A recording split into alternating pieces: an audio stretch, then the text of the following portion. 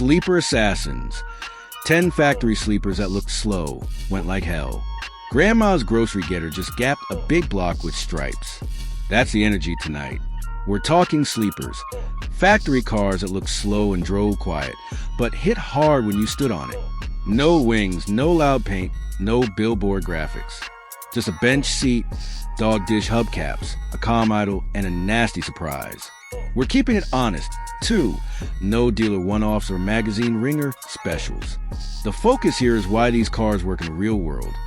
Weight, gearing, torque curves, traction, and how invisible they look sitting at a red light. You'll recognize a few names, but not the trim levels we're picking. This is a list the stripes don't want you to see. Number 10, the 1971 AMC Hornet SC/360. On paper, it's the economy compact from the little brand that could. In the wild is a small, light shell with AMC's 360 V8 and enough torque to shove that boxy body down the road with attitude. Put in beige or green with steel wheels and a column shifter, and people assume budget car. Then it plants hooks and makes a fool out of anything relying on looks to win. The Hornet proves a simple rule. Light car, healthy small block, short gears. Done. Number 9. The 1969 Ford Fairlane, or Torino, with a 428 Cobra Jet, but in base trim. Skip the stripes and scoops and order like a fleet car. Dog dishes, taxi spec color, quiet exhaust. The CJ doesn't need to shout. Its torque, it's early and hard, rolling past big egos on mid-range alone. Where it wins is the real street, traffic, 2 passengers, maybe the AC on. You aren't revving to the moon.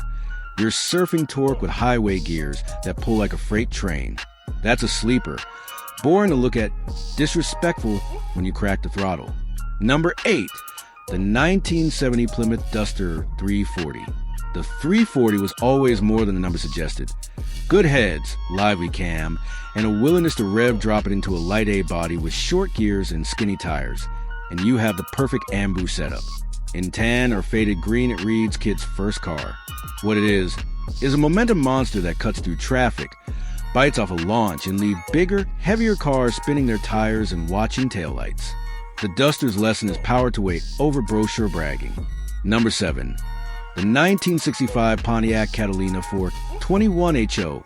Plain Catalina, not a flashy 2+2. Full-size body, bench seat, thin steering wheel, nothing to scare anyone until those 3 deuces wake up.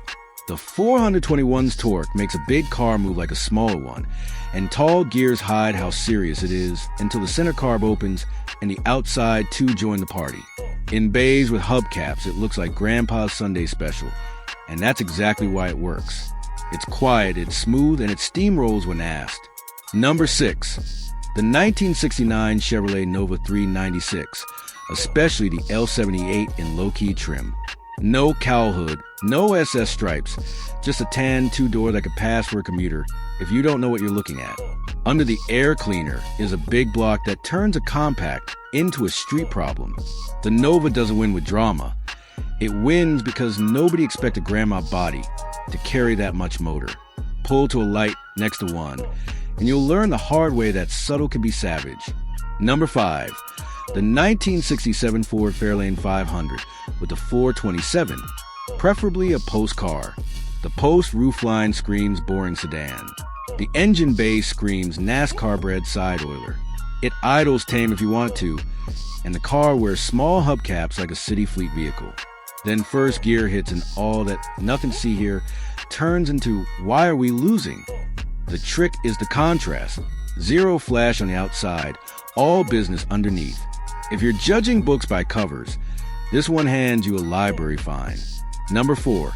The 1963 Chevrolet Biscayne 409 in low trim. This is a courthouse parking lot special. White paint, dog dishes, rubber floor mats. Carried by one of the most iconic motors of the early 60s. The 409 has that song everyone knows, but the best part is how anonymous the Biscayne body is. It looks like a government pool car, then it leaves like a jailbreak. Big cubes in the cheapest shell is a timeless formula. Number 3. The 1966 Chevrolet Biscayne with the L72 427, rated 425 horsepower. This is the textbook sleeper. Maximum engine, minimum trim, and steel wheels that say base model. No badges shouting at you, no hood in the clouds. It just goes on the street, where traction and torque matter. The L72 Biscayne races a lot of so-called faster cars that only shine on paper. If you build a sleeper blueprint, this would be the cover photo. Number 2, the 1969 Dodge Coronet 440 with a 440 Magnum hiding under a base for 140 badge. Important! We're not talking RT or Super B. We're picking the plain-looking family car, bench seat, quiet pipes, just a word, for 140 on the fender, then giving it Mopar's big block heart. It's the definition of misdirection. It loads hard from a dig, pulls to the middle like a tugboat, and does it all while looking like you're on the way to a PDA meeting. That gap you just felt? That was boring doing work. Number 1, the 1987 Buick Regal Turbo T, also known as a WE4 Turbo T, not the GNX, the plain-looking one, lighter than the GNX, far less famous, and way stealthier. In gray with chrome trim, it's Grandma's Regal. Then the boost gauge moves and all the polite manners vanish. The way it delivers torque makes it a nighttime menace. Quiet, quick, and gone before anyone knows what happened. It's the perfect end to this list because it proves the sleeper mindset survived the muscle era and got smarter with technology. Here's the real takeaway. Sleepers win because they don't waste energy on peacocking. They put into the parts that matter. Torque you can use, gearing that keeps the motor in the sweet spot, and a body that doesn't tip your hand. They're built for the world we actually drive in. Imperfect traction, passengers in the car, stoplights that show up sooner than you planned. They don't rely on perfect conditions or a Dino Queen story. They just go. So which one gets your vote? The L72 Biscayne is a textbook answer. No ego, all engine. But that Turbo T at night is a problem for anyone sleeping on V6 boost. Drop your sleeper story in the comments. Tell me what you gapped and with what setup, factory, or period correct.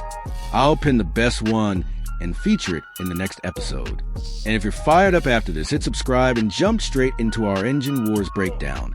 426 Hemi versus 454 LS6 versus 446 pack versus 428 Cobra Jet versus Boss 429, where we separate brochure bragging from what actually wins on the street. Keep the legends alive. CarSwagger out.